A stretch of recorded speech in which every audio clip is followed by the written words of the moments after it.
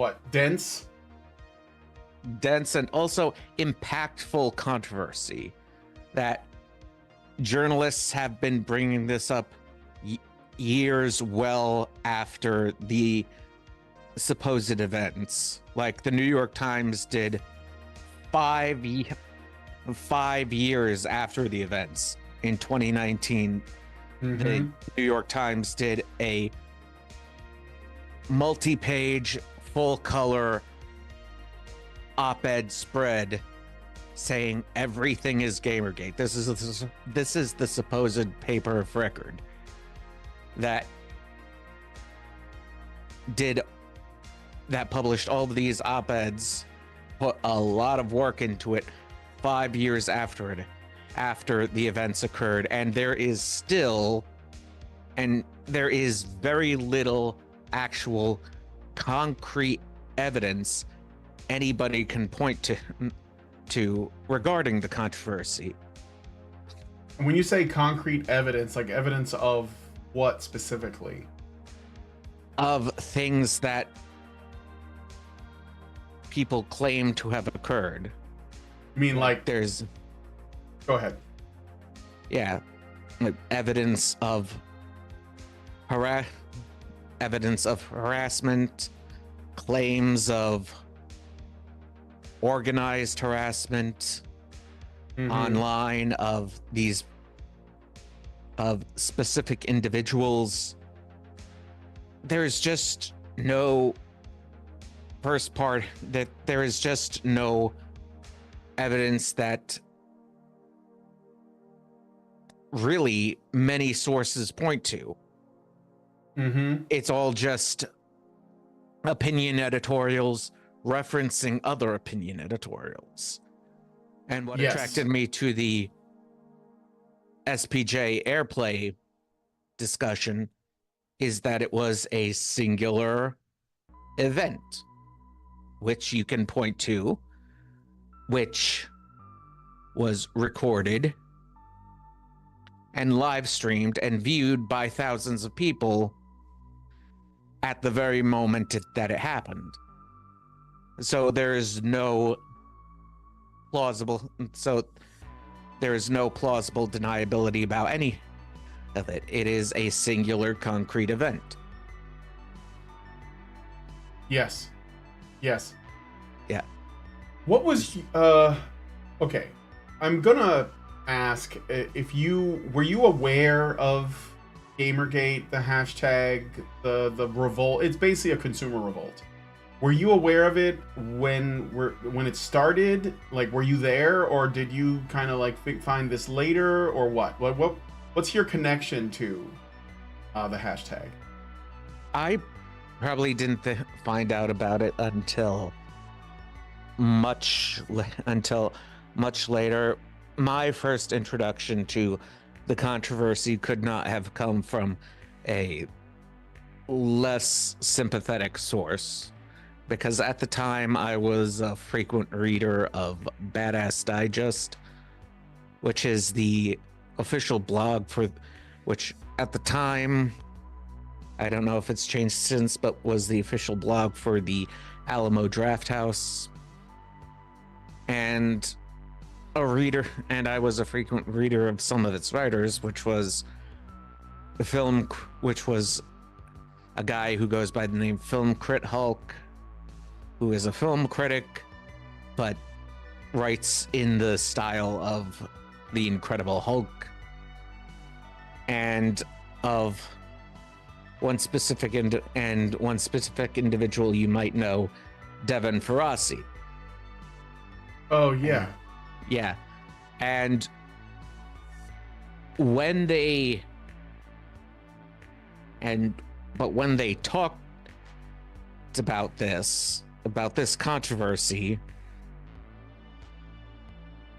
the way they talked about it just seemed extraordinarily dramatic and extremely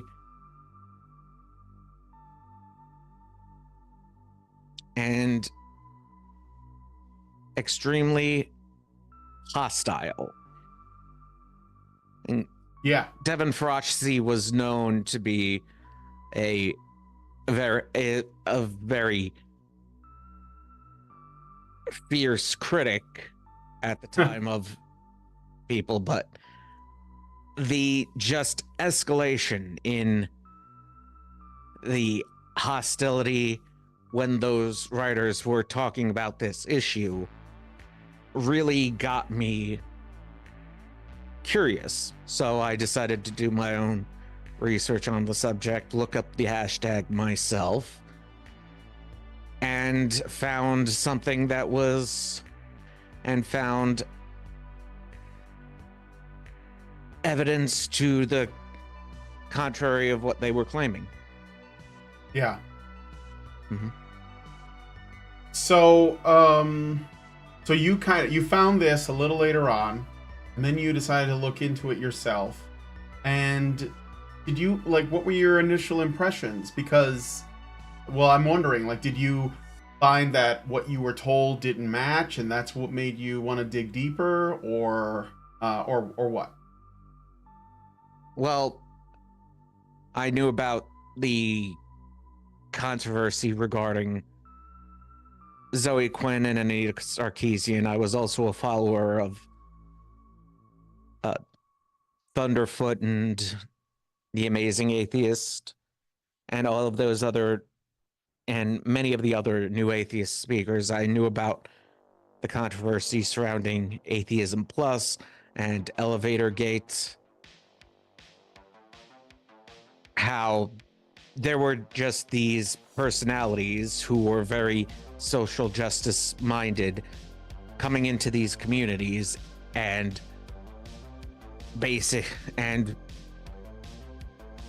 pretty much turning people against one another.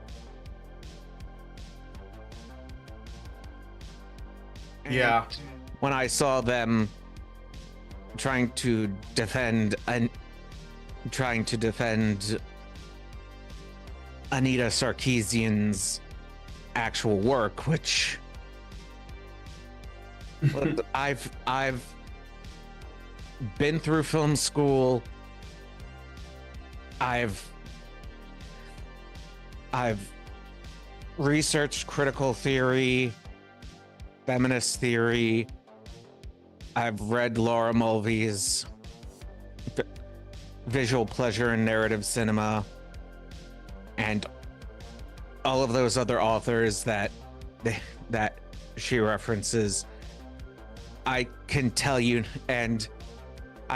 now, they're pretty much, it's pretty much crap. In terms well, yeah. Are you saying that feminist theory is barely even theory, if theory at all? Is that what are you saying? Yeah, it's yeah. I think we know my that. film theory professor was actually contemporary of Laura Mulvey, and he was able to tell us gaze theory is pretty much crap. Yeah. Yeah.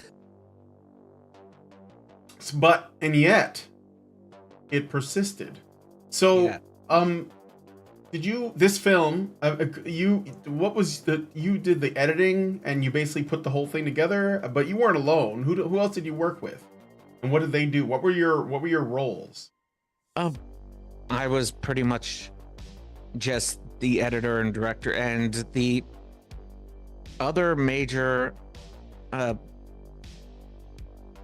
assistant was pretty much James Desborough, the author of Inside GamerGate. I pretty much used his audiobook reading of his book as a narration for the film.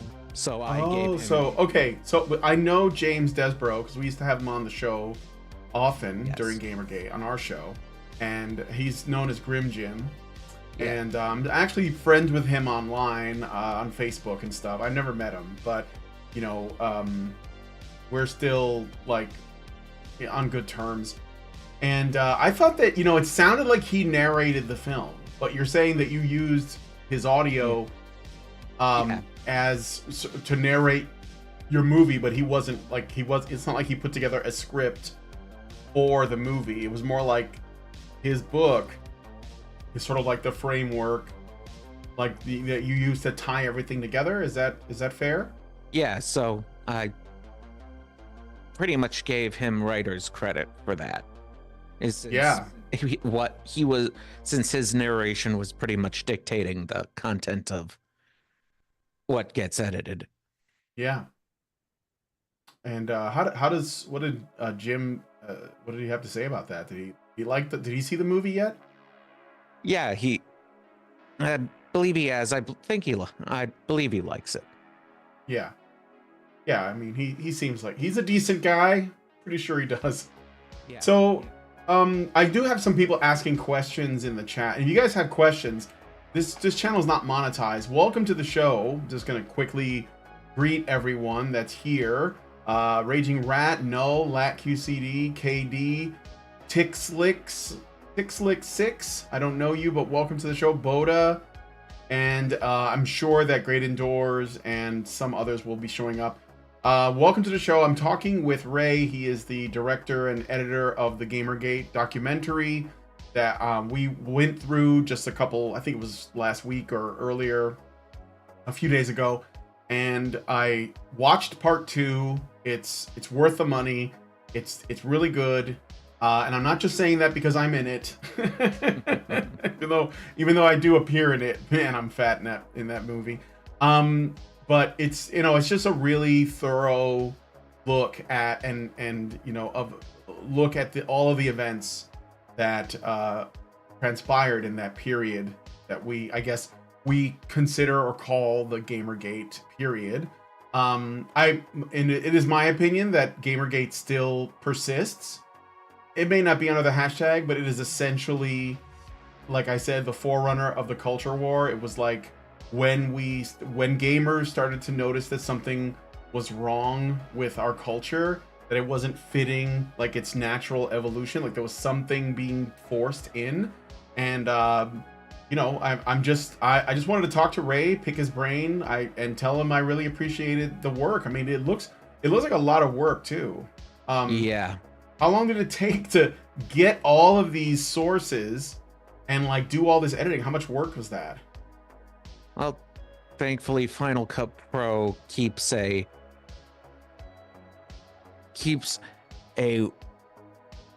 really good record of when you uploaded events into your library, and the earliest item that I could see for this project was uploaded in September of 2017. Yeah. Whew. Yeah. So, out of curiosity, I was looking at your Twitter. You like go through it again because I noticed you do post a lot of sort of like Gamergate related things still, and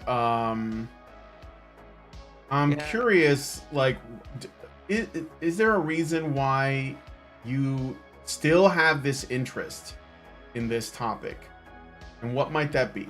Because a lot of people seem to have moved on, and maybe they think that that's what you're supposed to do, but I'm wondering why you're still, it's still on your mind. Well, I did just finish the movie. There is that. Yeah. I also post a lot of Osaka memes as well. Yeah. Yeah, I saw that. Yeah. Yeah, so like I think that there is, like I saw this clip from Shu, where that you reposted, Shu on Head, that is, and she was talking, I think it's about Twitch. Like there was the Twitch meta where women were getting about as naked as they could, and there was all this controversy around, like should women be allowed to sexualize themselves on Twitch and whether or not that's appropriate content, and she was making this comparison, and she made an Anita reference, because Anita was a sex negative feminist, and I thought it was kind of funny. Although I would say that it's not really inconsistent. I think that there are multiple subcults of feminism that appear to contradict each other, but there are ways to like square those circles. Well, the entire concept of feminism has, since its inception, has splintered into so many subgroups with so many mutually conflicting with so many mutually conflicting beliefs that the phrase is pretty much meaningless now. Well, yeah. Well, that's why I don't know if you watch us, but we don't really differentiate between different waves or strains because I think it's intentionally confusing and obtuse. But they're all waves and different versions of feminism are the same where it counts, and that is basically blaming men for everything, and that's all that really matters at the end of the day. But I digress because we're not talking about feminism, or are we? But somebody did ask a question. KD says, were you surprised that you couldn't find any evidence of harassment? I was surprised that there was so very little evidence of harassment. Yeah. I mean, with these huge leaderless internet movements, you do expect to see just a certain number of jackasses who, just a certain number of idiots to who will I mean, like, since anyone can use a hashtag, yeah, it's not like a club ID card, right? yeah. And even then, though, it was few. It was few. The FBI report found of the claims of harassment they found, they could only find 4, and of those that were actionable, as in serious enough to actually take serious, there were 0.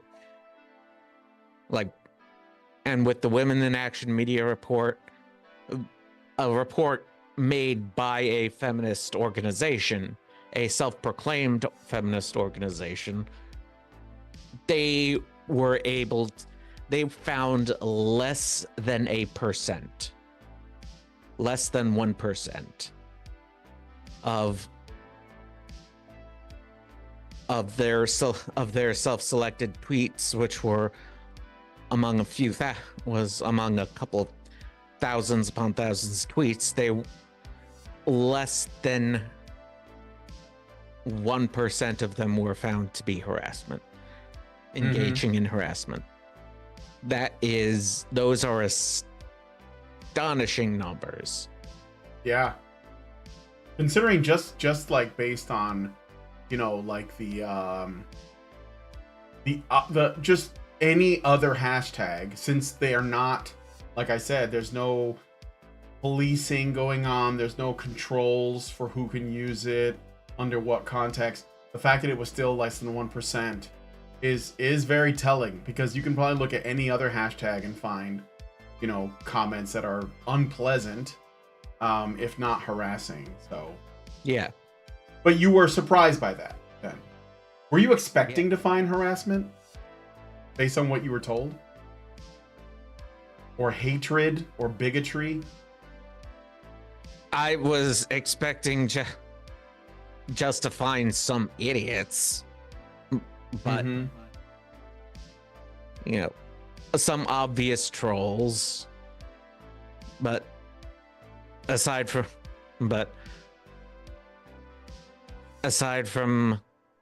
those very obvious trolls, nothing. I could find nothing. Yeah.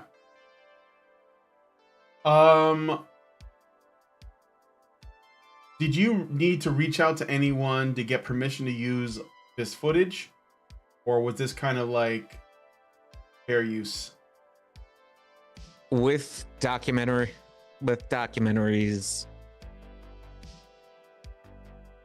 you know,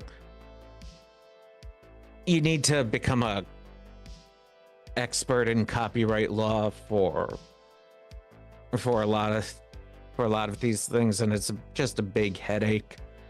I actually got in contact with some documentarians, asked them for their references on what qualifies as fair use. Pretty much a lot of it falls under fair use, except for the music, which I had to get in contact with the individual people like Chris Reagan, Rucka Ali, and Oh yeah, Dr. Dr. Randercam. I noticed you use a lot of his music. Yeah, That's my buddy. I'm like on his list of top 10 people. He told me that himself. I'm very happy about it. Okay, real quick reminder for the audience, because some people are asking me what this stream is about.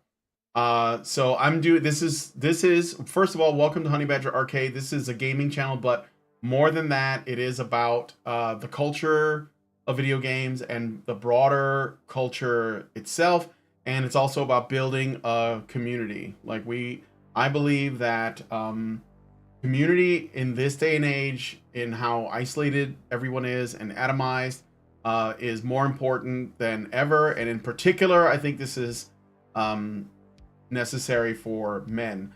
But anyone is welcome here. I don't exclude anybody or anything like that. And I'm talking with Ray. He is the director and editor and the brains behind this documentary that you see playing in the background called Airplay AM. And that's part 1 of a 2-part documentary series. You can watch it. I have a link to the video in the descriptions. You can see part 1 yourself. And what that is about, I don't know how young you guys are, but 10 years ago, there was this Twitter controversy called GamerGate. And it was, well, it's a long story, but all I will say is it is the forerunner of the current culture war. And if you're not aware of the culture war, then you're probably not paying attention, and that might be for the best. I don't know. It might not be. I mean, I'm interested in it because I think that culture is extremely important, but I know I'm kind of a weirdo when it comes to that, so maybe that's not what you're interested in. But it is happening, and I think this is the forerunner of that. So it was almost like we were ringing the alarm bells 10 years ago. Or maybe longer, because I know that on Honey Badger Radio we would talk about cultural things before GamerGate started, and then it started. So yeah, that's the short version of what we're doing. And again, follow Airplay on X if you're on X. Subscribe to the channel, his channel, which I've done, and also if you like the video, his documentary, and you want to see the second half, go to his Patreon. It's $10, and the second half is like twice as long, would you say, as the first half? Like another 3 hours, I think, or 2.5 hours. Yeah. So check that out. And then I got, let me see, somebody else said something. Raging Rat said the only ones I remember, they were from sock puppet accounts from the anti-camp. Yeah, there was something about sock puppets. I don't know, like, I remember that. I didn't think it mattered that much because, again, like, the framing of people is a common practice that we see a lot. Not even in game journalism, just like everywhere. So this is something that's going to happen. And then we got KD says, question for both Ray and Brian. What do you think was the most important part of Gamergate, and which aspects of it were inconsequential, silly, or petty? I guess I'll let you answer that if you want to. You have like an idea. Well, one of the most consequential parts, I believe, was Operation UV, which was the mass mailing campaign of the Federal Trade Commission in order to get them to change the guidelines regarding native advertising. I really wanted to get more footage regarding that, but it all seems to be gone. I remember at the time listening to Oliver Campbell's Three Dog Radio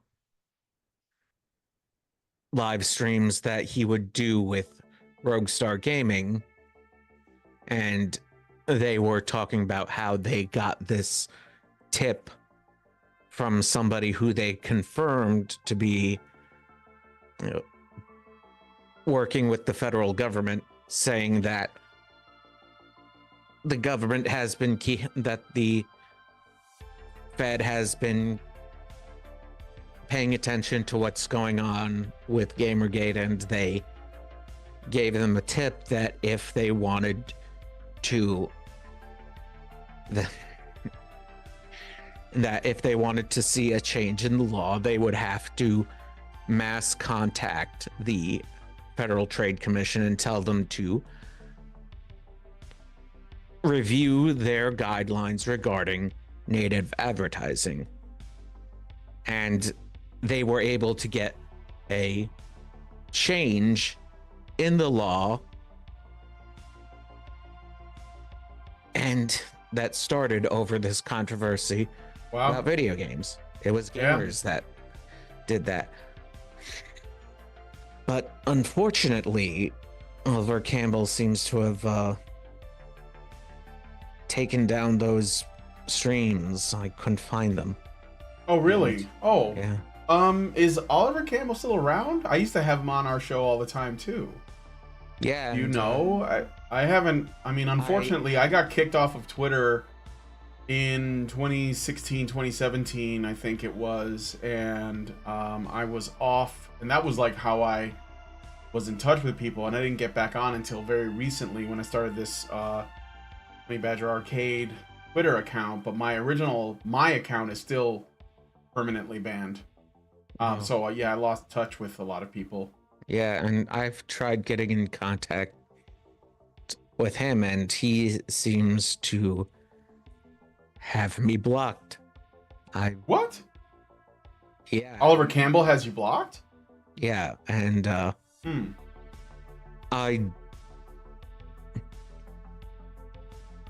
don't want to make any assumption. I don't want to cast any aspersions, though I don't blame him, because I assume that he doesn't want any grief to come towards his I family. See. You think he's kind of protecting his family? Yeah, if I had to guess, that's what I think it would be, and I would not blame him for that. Yeah. Yeah, I get it. It's still kind of a shame, though. Maybe I should look and see if I can give him a follow. But someone asked, how was it changed, the law? How was the law changed?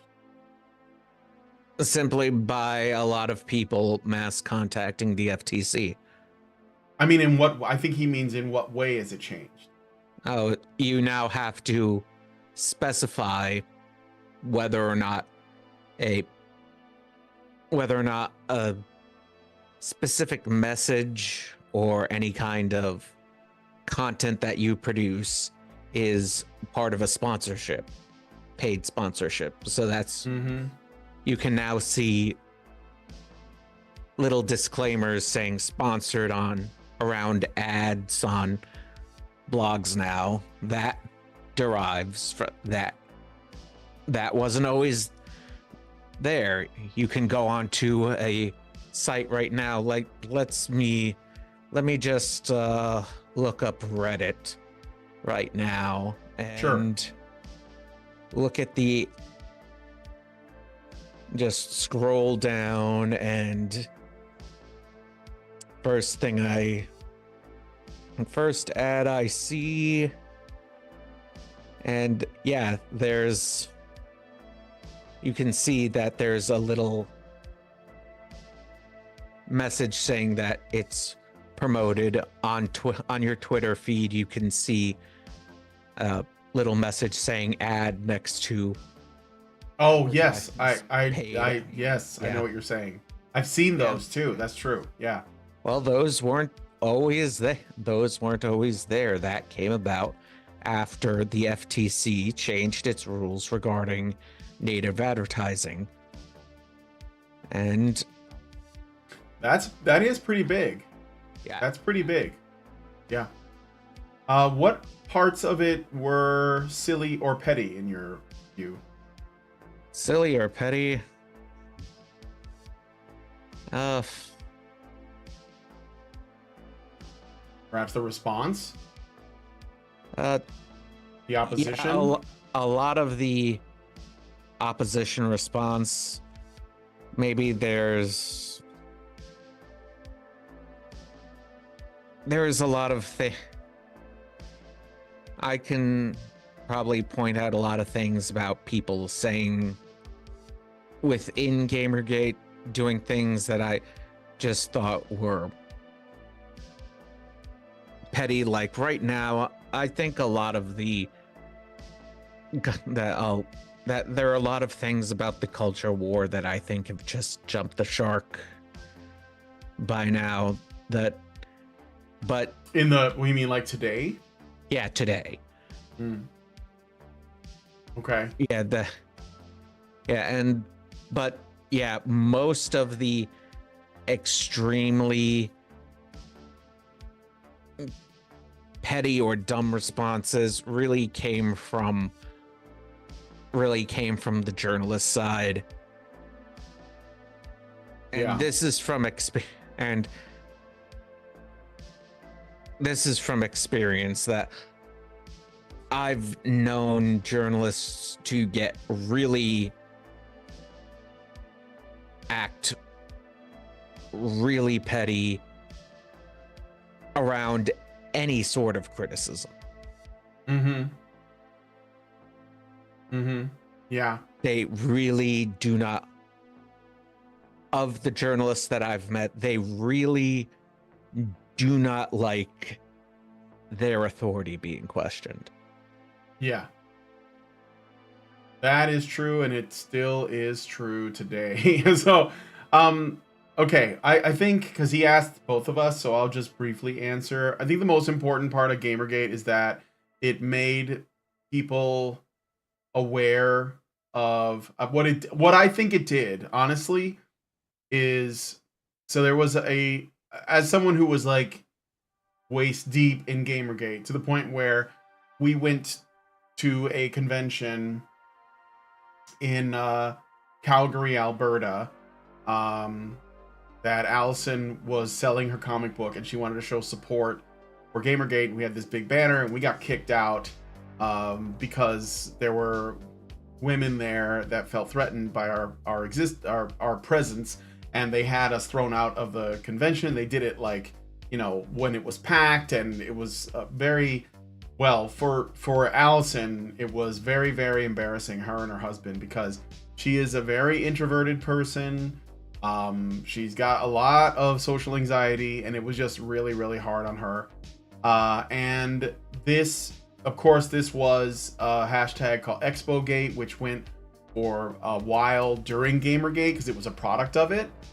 And so because I was involved in it for a long time, and even before that, my interest, what I saw as somebody who was attending a lot of streams with discussions and a lot of back and forth, was that GamerGate was starting to, there were two camps in GamerGate. They weren't, they weren't like strongly opposed to each other, but they had different goals. And one of them was the camp that said we just have to address the ethical issues, and that and that was their particular focus. Like, we just have to get the journalists straightened out, and get the payola out, get the bribery out, and all that. And all that is legitimate. And then there was the camp that I was in, which was that the problem is that ethical issues are a symptom of an ideological problem, and not that we can necessarily like cleanse the industry of the ideological problem, but we have to recognize it so that we can be more selective of which websites we give clicks to. So there's a big, to me, this is just what I think, and I still believe this, like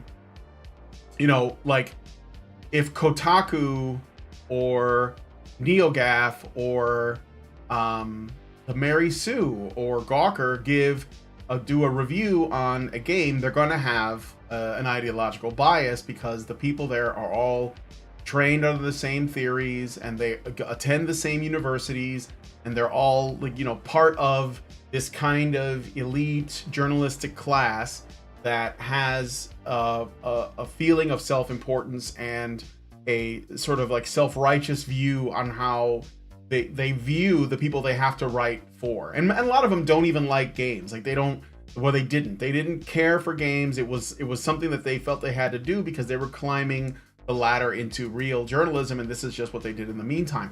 And I was saying for years that this is the problem.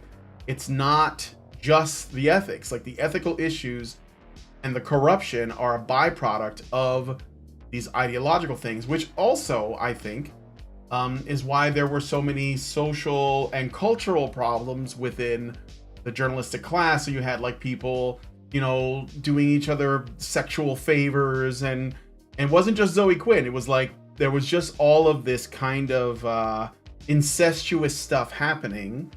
And it comes to me, from what I observed, it came from this, kind of, I don't know, like morally bankrupt class of people that were doing our journalism. And so I was always like, well, we should be giving our clicks to somebody else, in particular people who only care about games, and we should recognize when this social stuff is going on. And I also warned at the time that if we don't do that, and we simply say, hey, just straighten out the ethics, what will eventually happen is the games themselves will become possessed, because there will be people that, again, are trained, in the same theories and the same ideological bias, that are going to enter the actual creation of games, which is the goal. Because it's not enough to try to convince gamers that they have to buy this game to be considered a decent person, or they have to reject this other one or change it or whatever, because they're still giving choice to the gamer to choose the game that they're going to like the most. So now they're just like, well, we're just going to change the games you like. And so that's how we got, for example, I don't know if you're a gamer, Ray, but for example, this is how we got how God of War has changed, because they thought that what God of War was before was problematic and it was misogynistic and so on. And they even, David Jaffe's argument, the guy who directed God of War, who I ended up talking to on my show a couple times, his arguments, they were calling him all these names, and he pushed back, but he ultimately bent the knee, because he was like, well, maybe they have a point. And it was like this, I don't want to resist too much because I don't want to be seen as a terrible person. And that's how they get you. And this is what happened with Dishonored. This is what happened with The Last of Us Part 2, whereas the first story was basically about a father and daughter relationship, and it was very heartwarming and all that. And in the second one, they throw it all out. And I think it's because, and Neil Druckmann, the guy who directed The Last of Us Part 2, he credits Anita Sarkeesian. And I'm not saying Anita Sarkeesian is some kind of puppet master, but it's ideas like hers.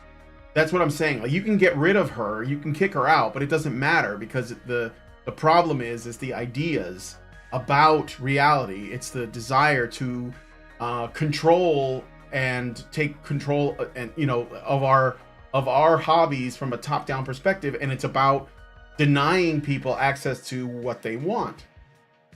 So anyway, for me, the thing that was the most important, while you're right about that, like sort of like, very tangible goal, which I didn't know about, and I think it is a really big deal. But for me, I think there's like a broader thing, a shift in people's perception. You basically had a bunch of people, gamers, that were generally not political. They weren't interested in the political. They weren't interested in the cultural. They weren't interested in any of these concepts, because they were just enjoying their hobby. And then their hobby has been turned against them. And it started with the journalists, the people they used to trust to tell them, is this game good? Is this game not good? And so you activated a bunch of people who have like a certain mindset of like grinding and grinding and grinding until they win. And they have turned against the journalists. And I think that ever since then, people who were involved in GamerGate, ever since then, if they basically became, as you said, very distrustful of the media, because why would they trust the games media lied to them, and now they're finding that the regular media lies to them. And so they don't have a lot of trust in the media. They don't have a lot of trust in these massive institutions, and they're constantly questioning, and they're seeking the truth. They're always trying to find the truth, because when GamerGate was going on and you were told these things, you had to find the truth because you couldn't believe what you were being told. And so I think the major change for me is that shift, that you took a bunch of people who were otherwise not at all interested in culture or politics, and you made them interested, and they're using it, to I guess, like, be as informed as possible and share information as much as possible. And it hasn't really stopped. I mean, nobody uses the hashtag anymore, but we still talk about, controversies in the culture. I mean, sometimes they are petty, but there are things, that still go on that are like, people are they feel very strongly about, and they see that this stuff is affecting them. So that's what I think is serious. As far as what's petty, I think you're right, Ray. I think that it was, because the problem is the way the journalists responded. GamerGaters just wanted the conversation. They just wanted to be taken seriously, and instead they were dismissed, and they were marginalized, and they were censored, and it's why we got to this point, because you keep ignoring people, you keep insulting them, you call them bad people. I mean, as a men's rights activist, I was dealing with that years before GamerGate happened, and I hadn't even, it was just like assumed, because, oh, you care about men? Well, here's why you're a terrible person. And I was like, well, that doesn't make sense. So, yeah, now that I think that is silly, and I have to wonder, like why? Well, I know why, but why do you think that they would be so censorious and sort of like, petty and all that? Well, I would probably say it's because as social media has kind of dominated our lives, it has allowed us to close ourselves off in these little ideological silos where we are constantly fed a stream of pleasing, ideologically reinforcing content that tells us that everything that we think is good and everything that everyone else thinks is bad, and we've got the truth, everybody else is living in illusion. And that was already going on in the universities, where you started to see just one particular point of view dominating, and that eventually came into media, where all of these journalists have a university background, and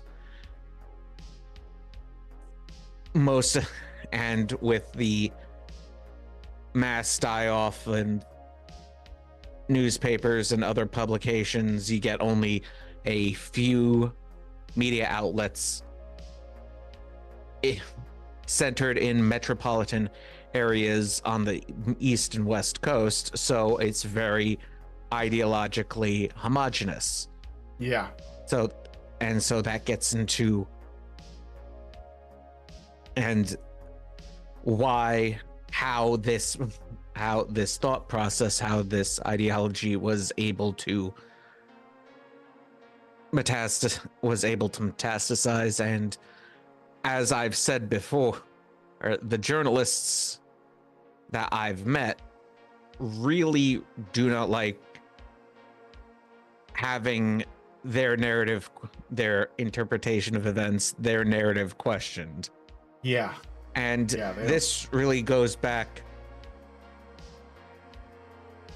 to, this goes way back, because my first film right out of college was a no-budget documentary about the Shoreham nuclear power plant where I live on Long Island, New York, where if you're familiar with that, the Shoreham plant ran $4 billion over budget before it was shut down without even producing a single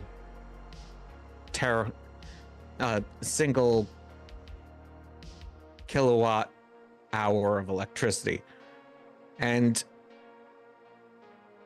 when I made that documentary, of the journalists that I've met who covered it at the time, this would have been in around the 70s and 80s, they were they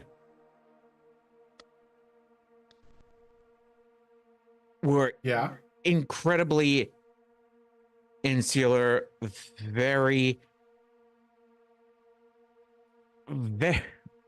they were incredibly arrogant, and really did not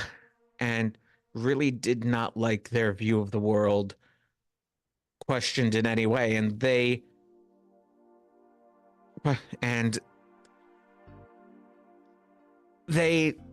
promoted to the public an attitude of just unquestioning, they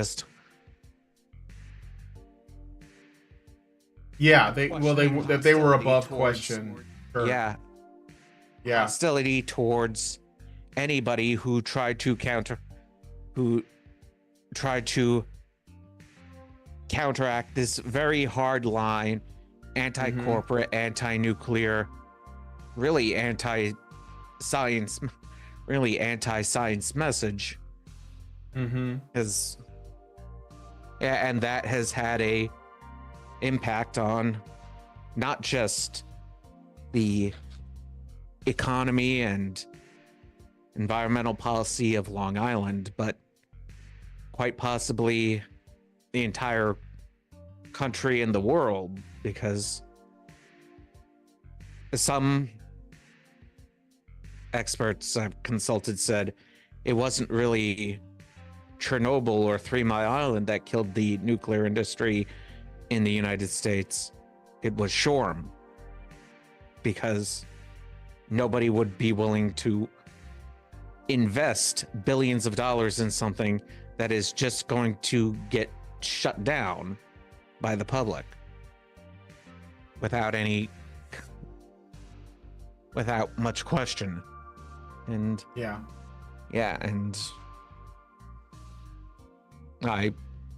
so this was like, you're saying that like you had a similar kind of resistance for your other documentary as well. So this seems to be a pattern with journalists, or at least ones you've questioned. Yes. Just I think so. Arrogant, I think that I think it's true of journalists in general, no matter where they're from. I know that we've seen it in Canada and the UK, for example, in Spain. So it wouldn't be a stretch to say it's probably an issue everywhere. I think the main thing is that journalists are all getting the same kinds of education. So it always comes back to where they learn these things. And I think that education is pretty bad unless you have a really great teacher. And you're basically going to get like a kind of programming. Unfortunately, that's just what I think. Oh, Jojo's here. I'm gonna put my dog on the screen so you guys have something cute to look at. Yeah. So Boda says, either of you think that Anita will be replaced now that she has taken a step forward towards an alternative approach to encroach on gaming culture? Who's going to replace Anita now that she has a higher rank in feminism? Well, I mean, the damage is done. Like, in my opinion, and again, Ray, if you disagree, that's okay. We can talk about that.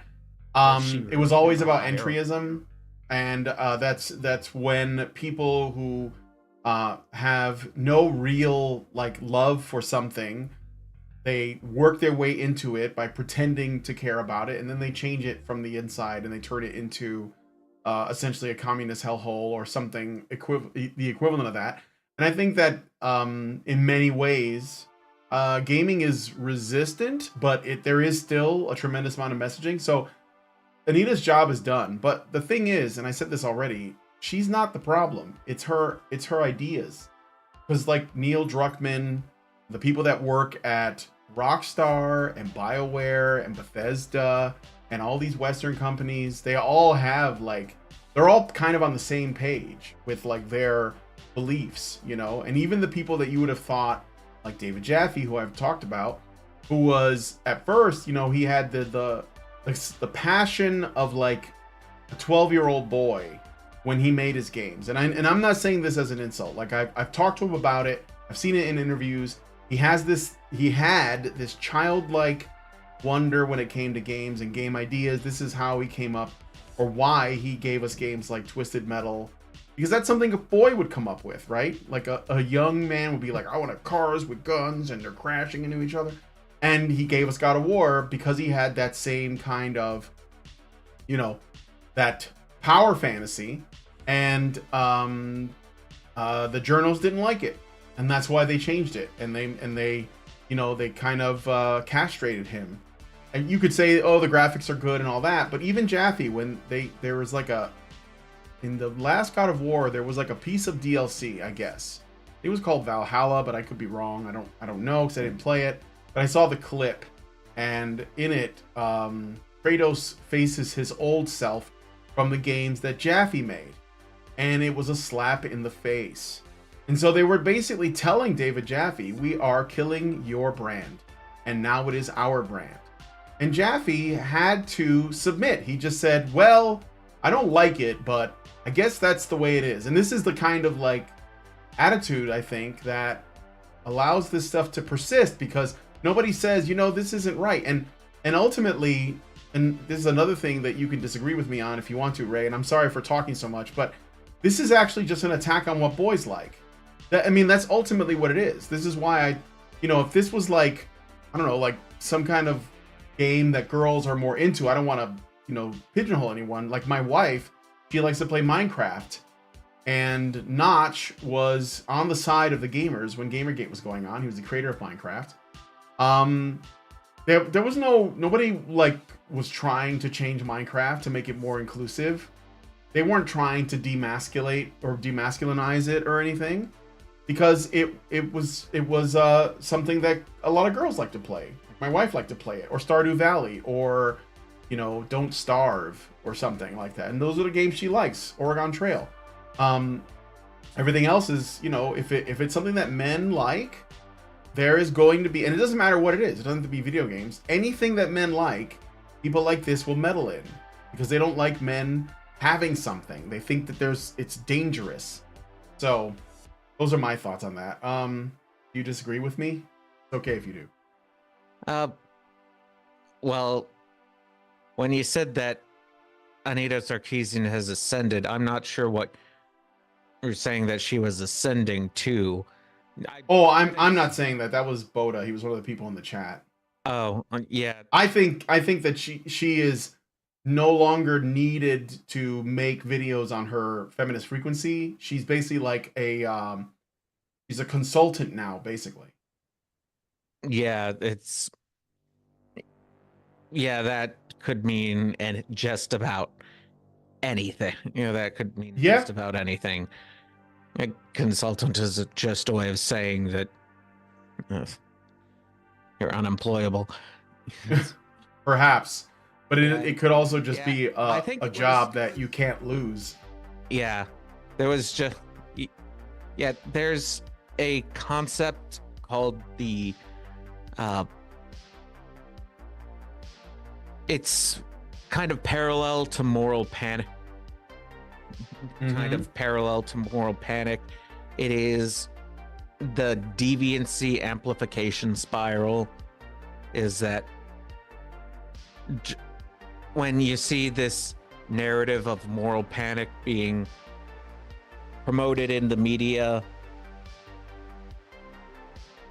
there are activist groups who use that as a means to get legislation passed, and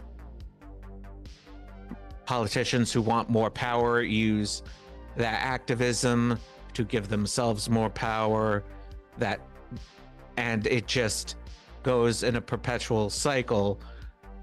The news coverage of the legislation puts more focus on the panic, and it just goes into this perpetual cycle where you have journalists, activist groups, and politicians working in concert with one another to just for pretty much their own gain. And that just goes on to larger and larger and that just goes on to larger and larger things.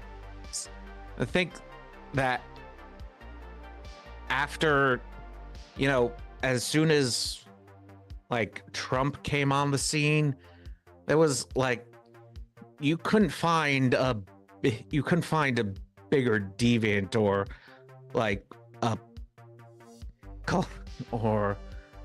bigger folk devil than him. So yeah, Anita just became irrelevant. So, yeah. And I'm not honestly all that concerned with her. I'm more so looking at the broader, I guess cultural, what's the word I want? Tension, the cultural tension that's going on, between the people who, they have the things they like and they don't want it to necessarily change drastically, but rather like evolve, in a way that they find like logical. And then there are the people who feel like that everything needs to be like revolutionarily changed. And I think that's why the journalism thing and Anita is, to me, not all that relevant, because not that I wouldn't want anything bad to happen to her. I don't wish ill on anyone, but if she disappeared tomorrow, nothing would change. So she was just a symptom. Like I said, it's a symptom of a broader ideological push. And I think that the ethics issues are a product of that, because when you feel as though you are above criticism because you're on the right side of history, as it were, then all is permitted, including cheating, lying, stealing, plagiarizing, whatever, because you're on the right side of history and it makes it okay. Yeah. So, okay, let me see if there's any other. Oh yeah, go ahead. Though, as you were saying with David Jaffe, authorial intent and creative freedom are things that are very important to me because I'm creative myself. That if it seems to be that this was that with the God of War series, it might have been just a very blatant attempt to try and deface or degrade the work of somebody else, or vandalize somebody else. Yeah. Or it might have been just a way of exploring the character, like when you're like the entire point of character development is the development of a person heading to a place and facing the person that they once was, or that the artist wanted to take, or what if the artist wanted to take. Some may like it, some may not like it, but it's a creative decision. I'm not sure if it's entirely just destroying what boys like or something like that. It is that in a creative field, decisions need to be made, and they're not always going to be popular with most people. Yeah, sure. Well, but the thing is, oh yeah, go ahead. Yeah, and the thing about, and from what I hear about The Last of Us, it just seems like I've heard it said the way you said, but I've also heard it explained that in a different way, where Neil Druckmann was pretty much the only person left to take the reins of the series after the writer Heather had to leave. Heather Heyer, I think her name is. She was the main writer on The Last of Us and the Uncharted games, and she wasn't involved with the second Last of Us. I don't even think she was involved with the Amy DLC. Hennig? Yeah, Amy Hennig. That's right, Amy Hennig. Yes, she was the woman that wrote. She also wrote for Legacy of Kain series, which is amazing. She was a great writer, so for video games, but probably just in general. Yeah, though, didn't she write Unspoken? I don't know. Forspoken? Forspoken, yeah. Forspoken. What's that? I feel like I've heard that. Was that the Squaresoft game? Yeah, I think so. And it was a flop. I don't know, why, but yeah. Yeah. I don't know. Maybe I didn't really look into it, but seems to be going through a rough patch. Well, I've heard that story described differently. I've heard that story described differently. I know Colin Moriarty of Sacred Symbols, who is who is also a person who's been, attacked by these kind of culture warriors from Reset Era and whatnot, these very left-wing game publications, because he's got a completely different take on the subject, because he's talked to those people personally. So I don't know what to think, but in general, I've never really been that impressed with The Last of Us. There's I've never even the original game. Not even the original game. A film critic that I like, I've recently said on Twitter about the TV show, but it applies to the but in my view applies to the game, that Yeah. The Last of Us is just is so remarkably unremarkable. Yeah, I understand that. I think that what people, I understand what you're saying. I enjoyed it, but I wouldn't. I think that it's more because of like how, I guess, how well they were able to tell a story for console gamers, and there was this sort of, because they started this with Uncharted. I don't want to take too much time on it, but I understand that it's not, you know, that remarkable. But that kind of that brings me to the thing with, and I think this relates to the God of War thing too, is that, you know, I don't think that games need to have broad appeal. I think that the one of the problems we have in our entertainment in general, not just games, is that there are too many people trying to make something that satisfies everyone, and they're not just saying, well, this is the kind of person that would like, and, you know, just like catering to that specific audience. Like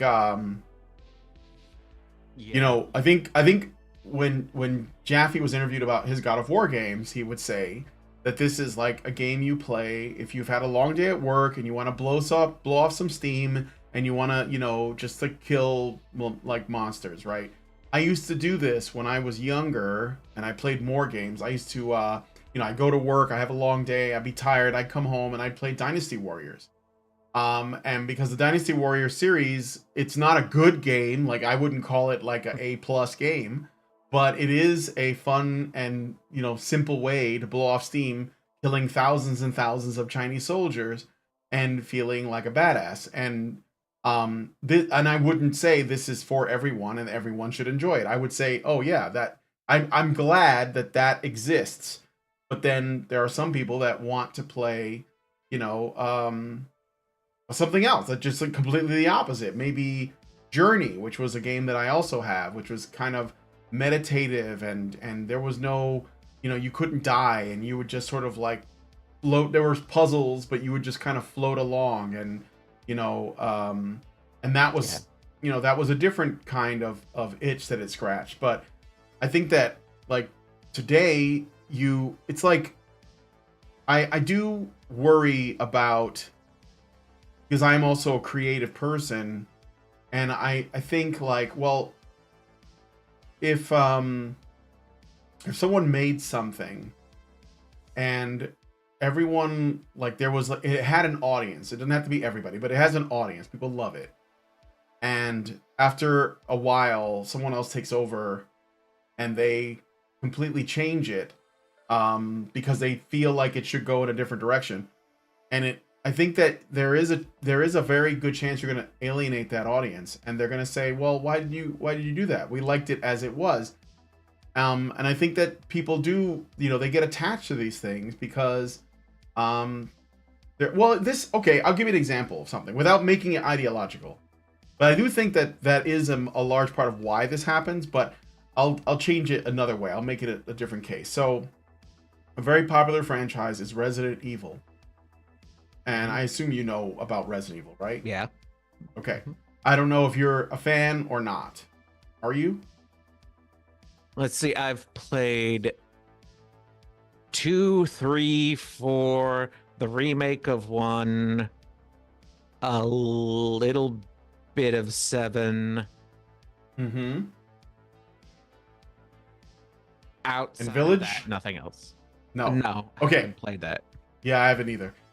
Okay, so this is a good example. So when Resident Evil started off, you know, it was survival horror, and it, for its time, it was revolutionary.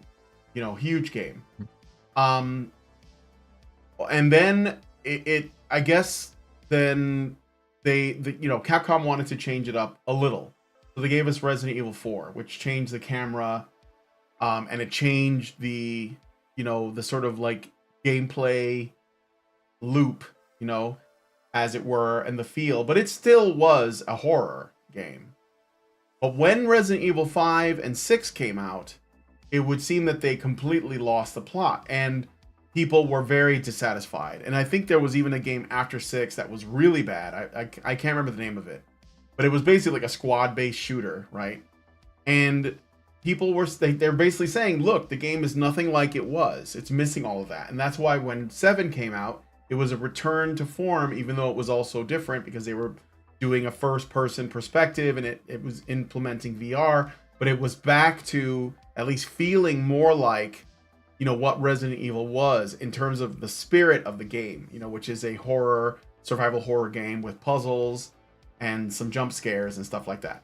So I guess that's what I think of when I think of like how games that people, you know, have grown that are very suspicious of, like The Last of Us Part 2, like God of War, and then I do think, well, I think we're getting a little bit in the weeds, but I'm just saying I understand why they feel that way. And you know, it's almost like it would have been really great, I think, if people felt as though the developers had the desires of the players in mind. And I think that Capcom missed the boat with Resident Evil 6 in particular. Although I think the game's fun to play, it's just not a Resident Evil game. And I think that you could make the same case for God of War and stuff. So yeah.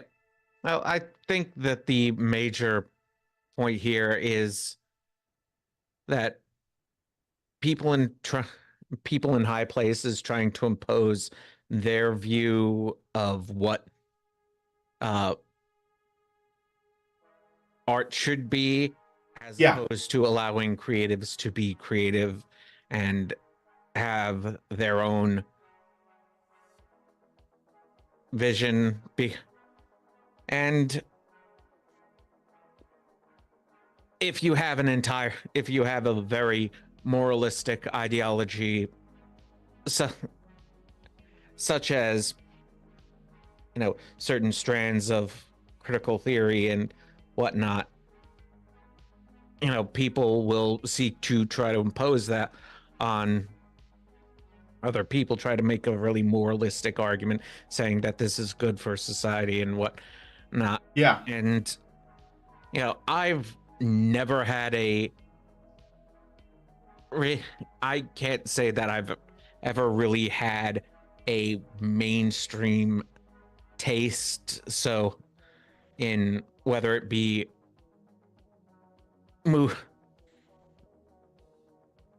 probably video games, but definitely in movies, I've never had a mainstream taste. And so the industry has never catered to me.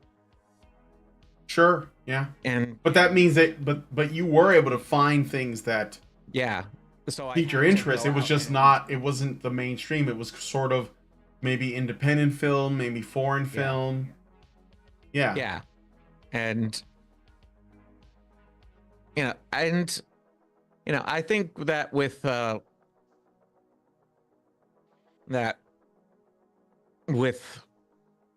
AI coming about, with recent developments in AI, we're going to see that creatives will soon have the tools to make their own independent productions without the need of the backing of a large company.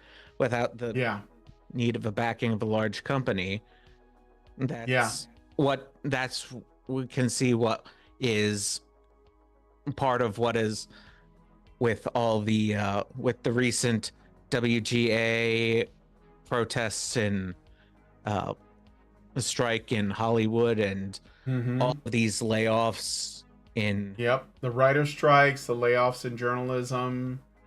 Because, you know, a lot of that work could be outsourced to a large language model, and that is bad for the people who have careers in those fields right now. But if you look at it another way, it would also because those tools are available to everyone, it gives you a lot more, it gives these individual people who were once only one small cog in a much larger corporate machine to probably go off and make their own content that's probably a lot more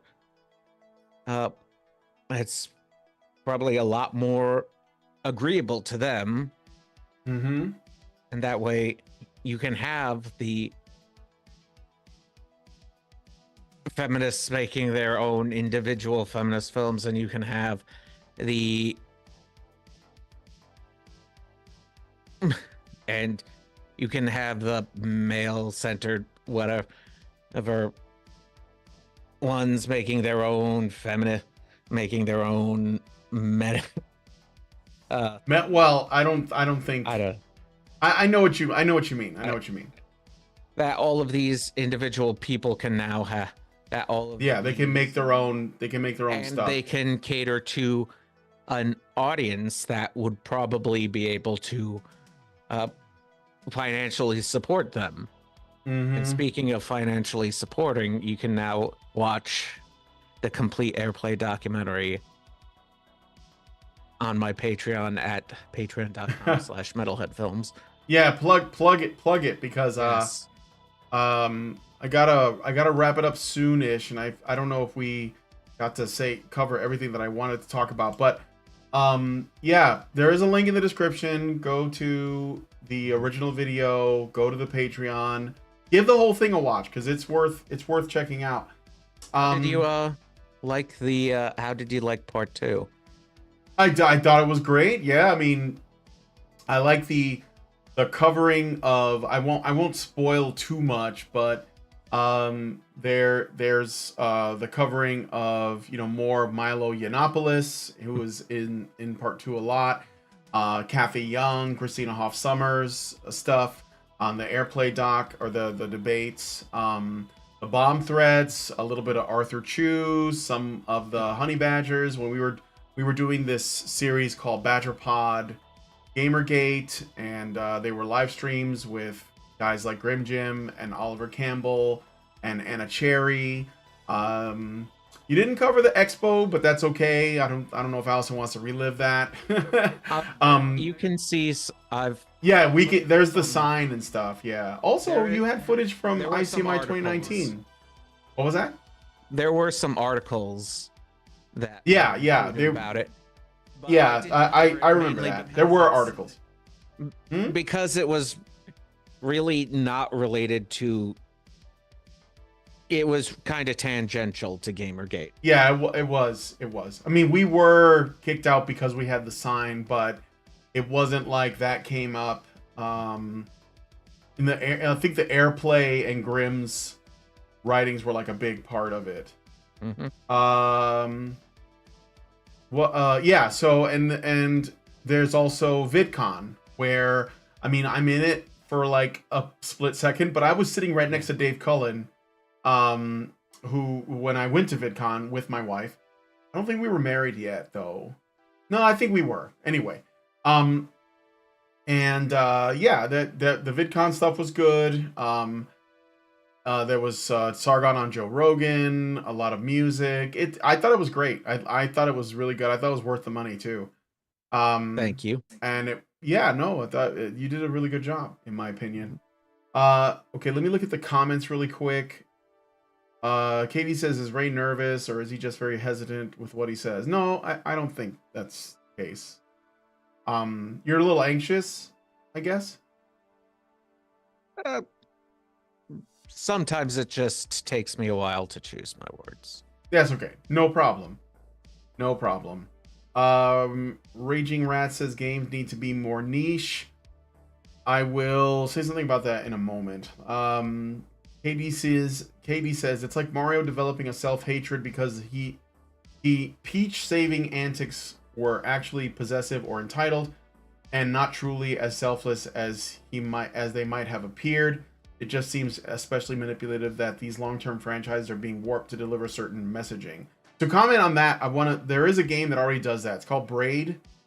and Braid is like a platformer that has like a time control mechanic, and the story is essentially like a Mario thing, but at the end you realize that your character is the stalker that's like chasing a woman. And it is supposed to be like saying something about male entitlement, etc. I've read about it, and I'm, you know what, that game can exist if it wants. I'm not bothered by that.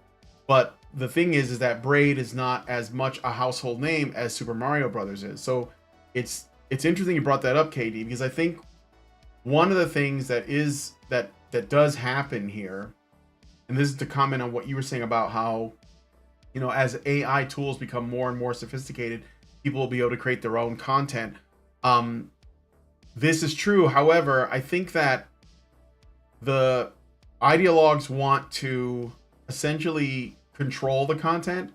They want to create markets. This is why when they create their own content, it's out there. Nobody says it shouldn't exist. Nobody boycotts it. They just decide whether they want or not. Like, I think you can probably still buy Gone Home right now if you wanted to. I wouldn't play it, but I wouldn't say that no one else should be able to play it, right? But yeah, when they see that nobody's like essentially getting their games that have the messaging that they want to send, they instead take over an existing property that is popular with the mainstream or whatever, and then they change it to fit so that they can cram the messaging. This is why, for example, the Marvel Cinematic Universe has basically become like, it's just like Feminist Talking Points, the series of films. And they're not doing well, despite the fact that it's still mostly men that go to watch them. So they tried to alter the market, and it's not working out. Meanwhile, the Barbie movie made $1 billion because it had similar messaging, but it was a women's product aimed at women, so women watched it. So that's an important thing to say. You can't create markets. You can't like say we're gonna make this thing and everyone's gonna buy it. All you can do is make a product and hope that people will want to pay for it or want to experience it.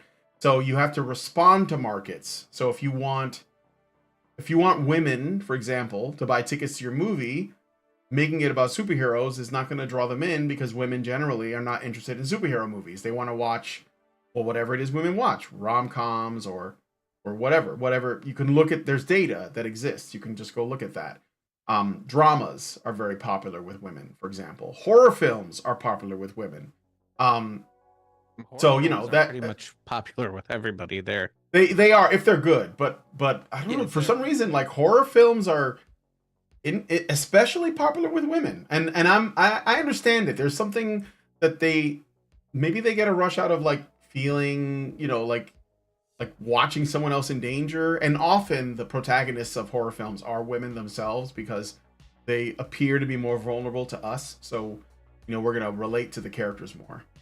Yeah, I remember when you said Gone Home, when that game was, around the time of that game's release, when it was being hyped up, I remember commenting on a video about it, that from one of those PBS Idea channels that were really hyping it up, and was saying, and I said, Gone Home is to video games what La Ventura is to cinema.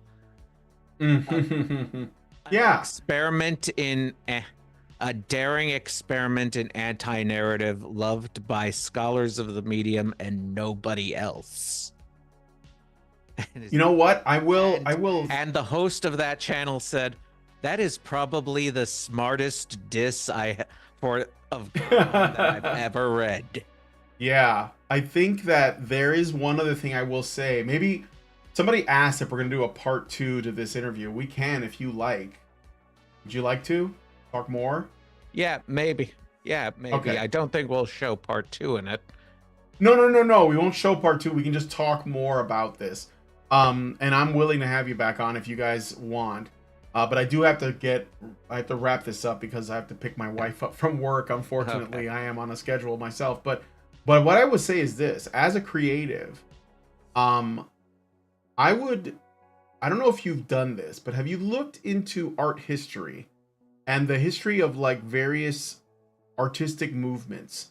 You know, like for example, impressionists, romantics, dadaists, existentialists. That's pretty much what I got my degree in. Okay.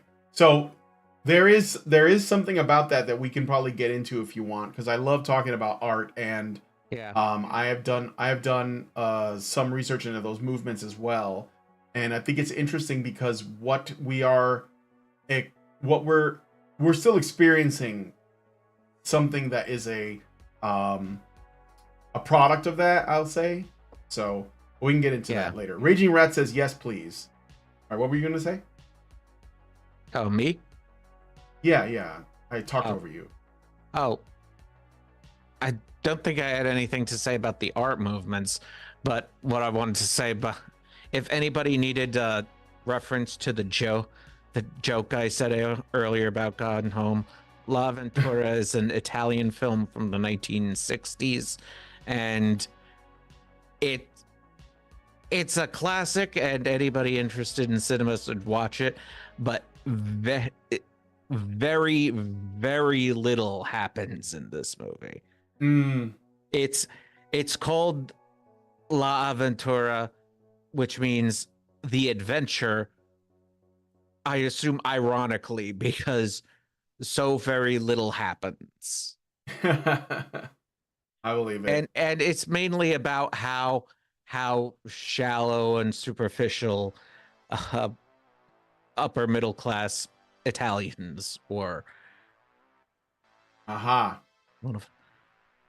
Well, there you go, guys. Check that out. I think we're gonna close the show out here. Thank you so much for coming on and talking to me, Ray. Thank you. Anytime.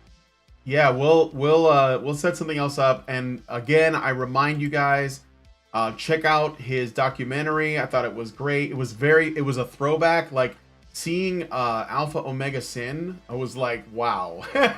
So it was like, I haven't seen that guy in forever. I'm gonna look him up. Because I used to watch his videos back in the day. Yeah.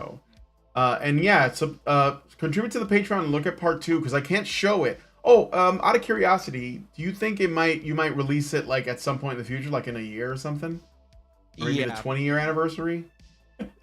If we're still here? Yeah, hopefully I want to do some for the 10th anniversary of GamerGate, I will probably want to do some theatrical screenings. I want to release it on Blu-ray at Blu-ray or DVD at some point, some kind of physical media. I want to release it on streaming services and download services. So that requires, this copyright lawyer to examine the film, make sure that everything is in accordance with fair use and whatnot. And I would like to I would like to get a new score commissioned and possibly release a soundtrack album of the music that's in it. That would be very nice. There's a lot of good songs by Chris Reagan and Dr. Animercam and Rucka.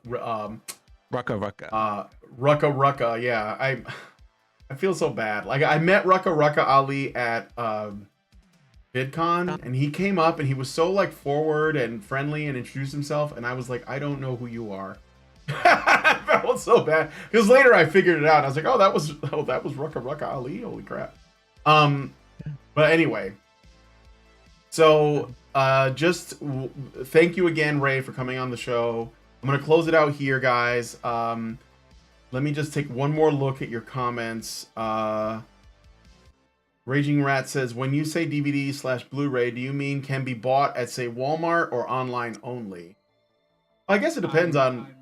Yeah, go ahead. Certain I'm not going to be able to get it into Walmart. Maybe it'll be mail order. Like a lot of people are doing that these days. And it is getting cheaper and cheaper to do it. So. Yeah, though I've been surprised by what I've been able to find at FYE. Oh, Yeah. All right. Well, there's an idea.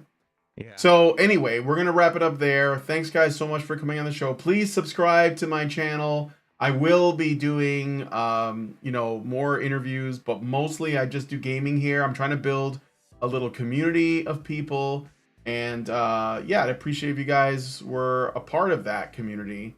If you guys like this video, please hit that like button, subscribe if you're not already subscribed, hit the bell for notifications, leave us a comment, let me know what you guys think about what we discussed on the show today. Be sure to check out Ray's links in the description, and follow him on Twitter and so on, or X, I'm sorry. And please share this video, because sharing is caring. Thanks so much for coming on the show, and I'll talk to you all in the next one. Good night, arcade machines. These are machines, dude. Okay? They are literal machines. They are talking point machines. They are impossible to fucking deal with, especially if you have like a couple dudes who have good memory on top of that too. Holy shit, you're fucked.